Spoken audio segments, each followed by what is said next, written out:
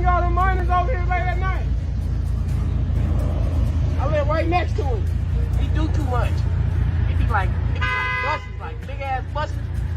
You can see all type of shit hop out. Especially at nighttime, like around 3 o'clock in the morning. It gets wild.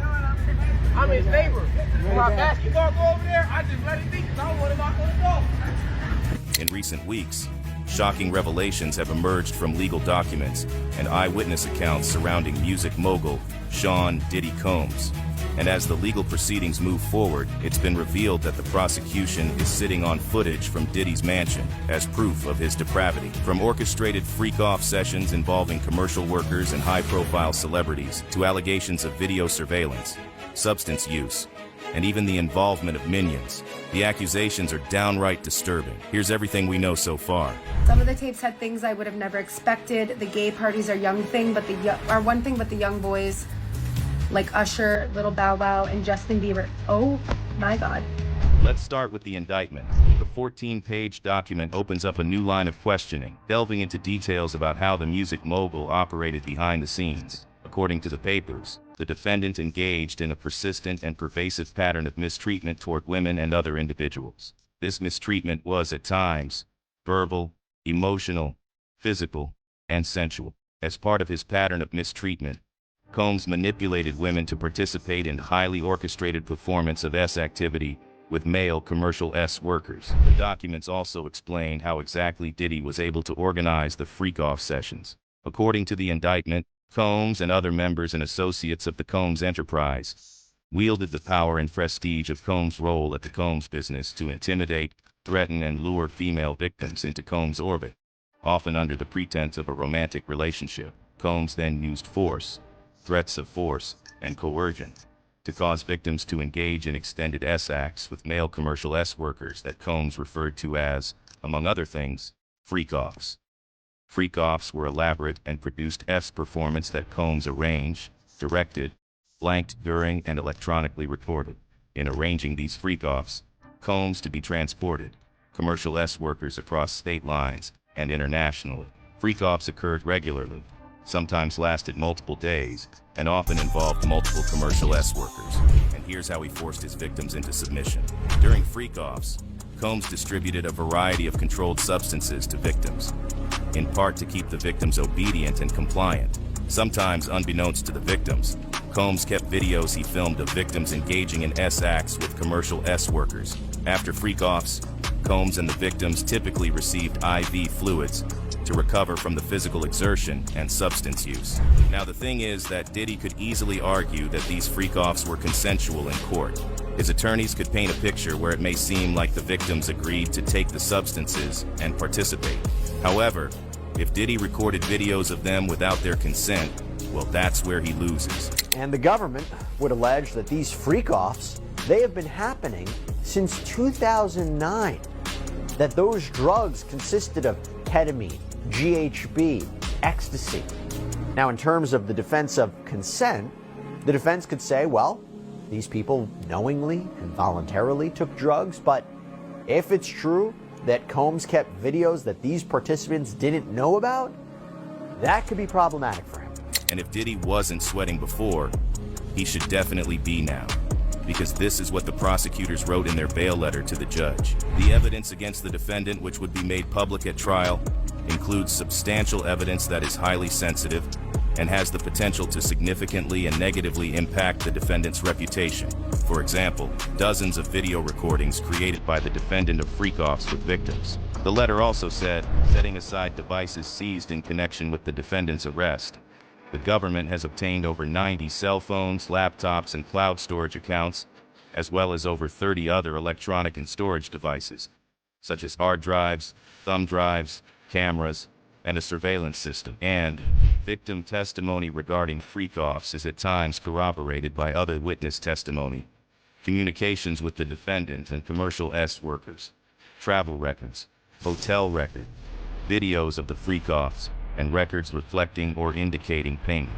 Seems like the feds managed to get their hands on these devices during the raids on Diddy's mansions. And get this, the indictment also said that the authorities discovered more than 1,000 bottles of lube and baby oil at Diddy's house. Now, even though the video evidence does make it easy for the prosecutors to make their case, they've got more ways to land Diddy in jail for life.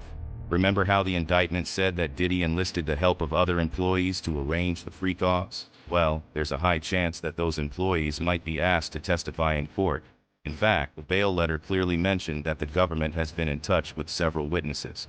As to witnesses to date, the government has conducted interviews with over 50 victims and witnesses, many of whom saw or experienced the defendant's mistreatment.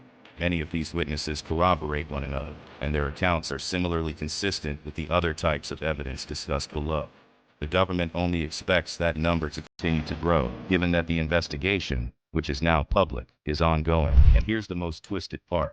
Of course, the public's only finding about the investigation now, but Diddy knew about it way before, and he still didn't put an end to the freak-offs. In a second bail letter, the prosecutors state, indeed, since at least in or about January 2024, when the defendant was unquestionably aware of the criminal investigation, the evidence shows that he has engaged in multiple freak-offs, some involving the interstate transportation of individuals to participate, has continued to use substances, and has contacted multiple witnesses. But all of this is the tip of the iceberg. According to some sources, the freak-offs didn't just involve adults. There were allegedly minions present as well. How do we know that? Well, an anonymous Homeland agent who participated in the raids on Diddy's mansions spoke to the New York Post, and here's what he had to say.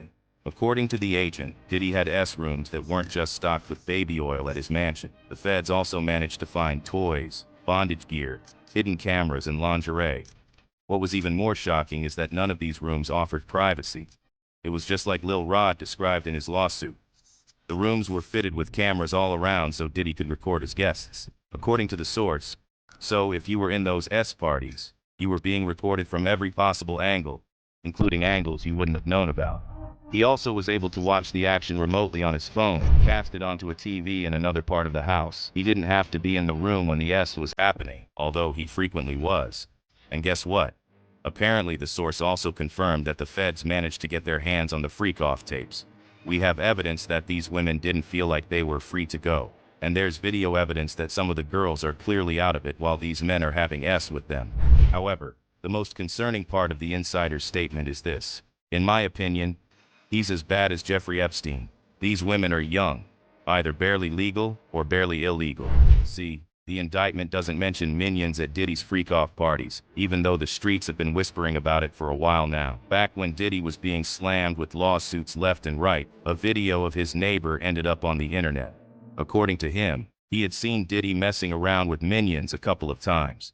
Yeah, tell him stop bringing all the minors over here late at night. I live right next to him. He do too much. He's like big ass busted. You just see all type of shit hop out. Especially at nighttime, like around 3 o'clock in the morning. It gets wild. I'm his neighbor. When I basketball go over there, I just let it see. I don't want to let it go. And so a lot of folks expected the indictment to bring up minions as well, but there wasn't any mention of them. And so some folks thought that maybe there was no truth to the allegations about Diddy messing with minions. However, the fact that a federal source said some of the women may not have been legal rings all kinds of alarm bells. It's possible that the feds might expand the scope of the investigation later on, because as far as we know, Diddy's victims are working with the authorities. These women are telling us things that we can independently verify with video evidence, physical evidence. These women have come forward, and they're cooperating with us. They're very brave. And so it seems like Diddy may finally pay the price for his depraved actions. That said, the Homeland agent statement is only the tip of the iceberg. There's Kim Porter's book as well. With Diddy making headlines again, Kim Porter's tell-all book that she was supposedly working on before her passing is also trending. The memoir titled Kim's Lost Words, A Journey for Justice from the Other Side, was published on Amazon on September 6, 2024, by Chris Cobb, real name Todd Guzzi, under the Millwood pseudonym. After Diddy's arrest, the book quickly became a bestseller. That said, there's no guarantee of whether the book is the real deal or not. Combs' attorney Erica Wolf says the memoir is fake, offensive, and a shameless attempt to profit from tragedy. She also said, Chris Todd has no respect for Ms. Porter or her family, who deserve better. Unlike the fabrications in his sickening memoir, it is an established fact that Ms. Porter passed away because of natural causes. May she rest in peace. However, during an interview with People, Todd was questioned about the authenticity of the book, and here's what he had to say. Do you think Chris Todd would risk his ass and rep on something that was fake? Referring to himself in third person. He also said this during his interview with Rolling Stone. If somebody put my feet to the fire and they said, life or death, is that book real? I have to say I don't know. But it's real enough to me. Sometimes you have to just put it out there. Maybe not 100% of the book is true, but maybe 80% is. That is to get those people to come forward and either corroborate or deny the claims. And that helps me as an investigator to know the truth.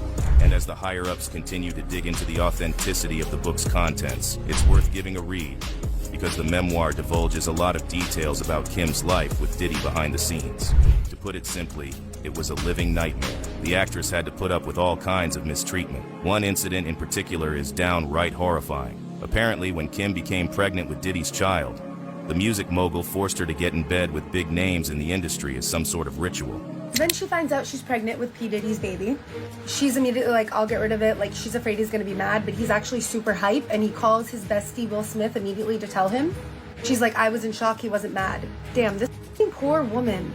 And then he's like, oh, we're gonna do like a gender reveal party, blah, blah, blah. And then he says, we're gonna do all the parties, but everyone is gonna wanna sleep with you right before you give birth. And she's like, everyone's gonna wanna what? And he's like, well, yeah, like a lot of people, like Will, Jada, the blank person from earlier. And she's like crying, and she's like, I don't want that. And he's like, yeah, you're gonna. He's like, I never ask anything of you, but I need you to do this. Cause like, I don't know, it's like hot to hook up with a pregnant person. Like it's for like a spiritual thing, like some sort of like ceremony. Of course, Kim had a hard time dealing with all that, and so she started thinking of a way out. And here's what she came up with. Every time Diddy would go to sleep, she would sneak into his vault of freak-off tapes and make copies, since they were her ticket out of the hell she had been forced to put up with. John kept his word, for the most part, until he didn't. She ended up pregnant again. He wanted energy from that too, so I guess that's what they were doing, like gangbang a pregnant person to take the energy of the baby. He was like, this is gonna be my last party, okay? Like my body's never gonna do this, like not allow so many people to do this to my body again. She says whenever I tried dating somebody else, they would end up dead from pneumonia. Dude, have we fact-checked this? She says she has a plan, but it's dangerous. He has a vault where he keeps the videotapes of all of his conquests. I started sleeping with him again, and after he falls asleep, I would go into the vault, take some of the tapes, make copies, swap them, etc. Took her weeks to do this, but she finally has them all, and this is her way out. And that's when she uncovered video evidence of Diddy messing with minions, which the actress mentioned in her book. Some of the tapes had things I would have never expected. The gay parties are one thing, but the young boys, like Usher, Little Bow Wow, and Justin Bieber. Oh my God. She literally said the name. She literally said the name. Mind you, the internet's been wondering about how Diddy treated Justin and Usher ever since his true colors got exposed, and the theories have been spine-chilling. There's Gene Deal confirming that Usher and Diddy did have something going on. Puff and Usher did have a situation.